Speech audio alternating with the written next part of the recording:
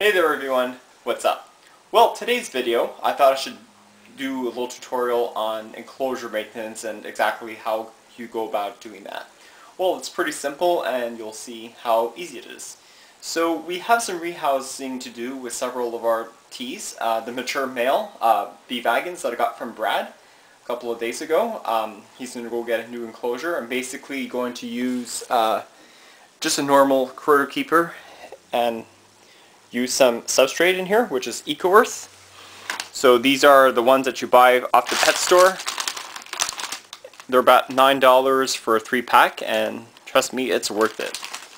So basically, if you saw that enclosure maintenance video that I did, I think around 2 years ago, basically to get all your EcoEarth prepped, you mix about 3 liters of water, put the brick in there, let it sit, and then you start crushing it and you'll see it comes into fine pieces.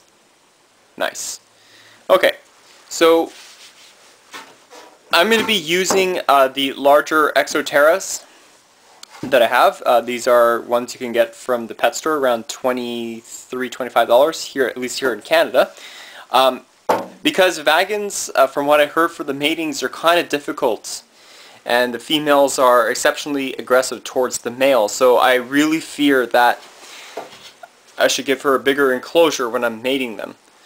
So Morticia is going to be upgraded to this enclosure, and I think I will introduce the Canthuscuria geniculata in here, because I think he's due for an enclosure. Alright, so what you do is empty out the existing substrate, and we are going to vacuum up all the dirt before we wash it. So I'm going to use my Filter Queen, R2D2 as I call it, and basically just suck up all the dirt.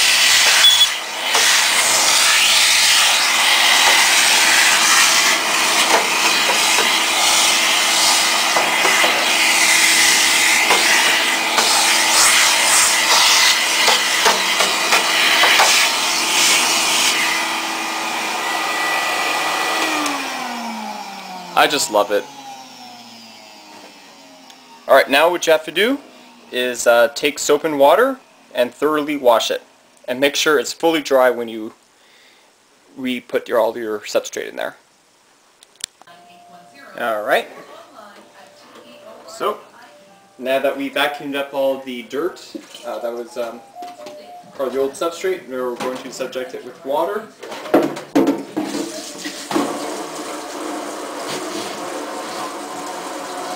Just to give it a clean-up job.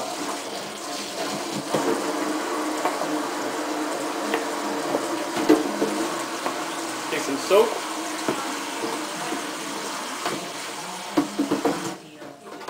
And just do a little thorough rinsing.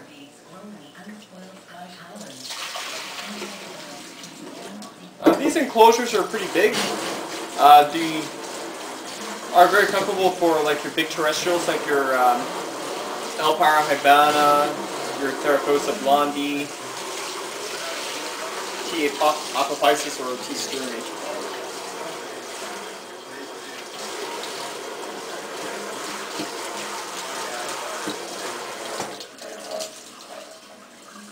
Alright. Looking good. So all you have to do is dry it up. Spick and span. Now, we're going to go ahead and add the substrate in here. So I have to consider saving up a little bit here, because my plantery has some other teas in the future. Alright. Pack it up all in. And these are good for terrestrials.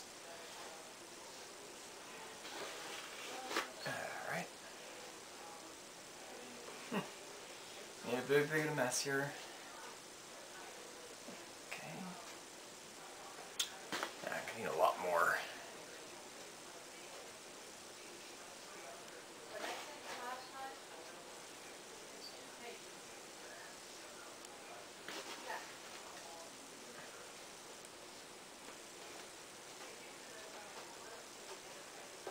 Alright, that should be fine.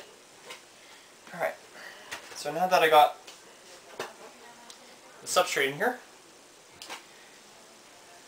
I'm going to add a cave to it. I think this used to be a hamster setup. That's going to be her cave. Oh yeah, she's going to be fine in here. Totally roomy.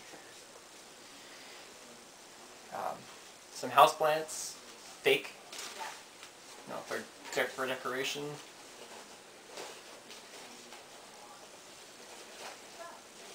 So I'm going to put it over here like that.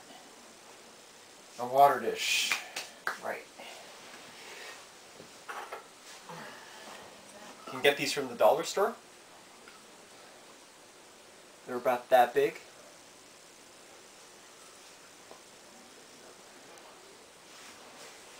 And now it's time to get the tea. Alright, so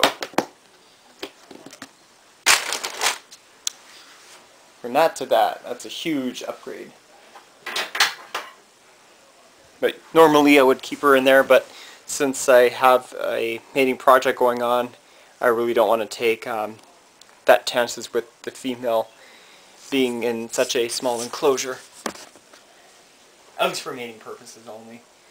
Alright, come on sweetie.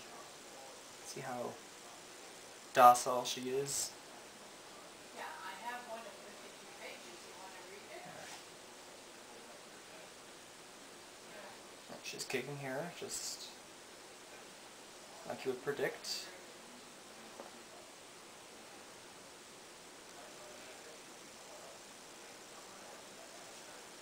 Oh, she came right easily. Nice.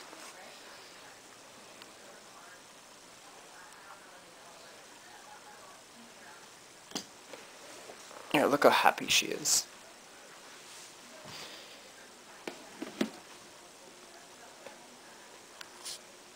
Oh yeah, the mating is going to go well in this enclosure, that's for sure. Alright. Now what I'm going to do with this female is that I'm going to feed her quite heavily before I introduce him to the male. Basically I'm going to try Saturday, so every day starting today I'm going to give her around 1 or 2 superworms. That way I can know that she's been well fed and it should all be good. Alright, now for the mature male. The specimen is striking at the moment. So this is exactly how I rehouse defenses teas. I take a big catch cup, take my paintbrush,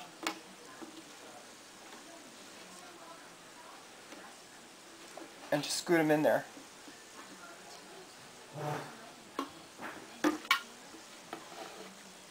Yeah, he's a pretty skittish guy. And now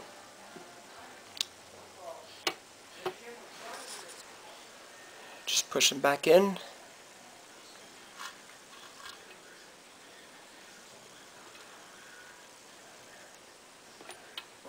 Yep.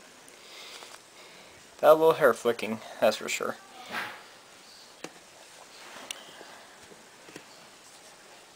Yeah, that's good.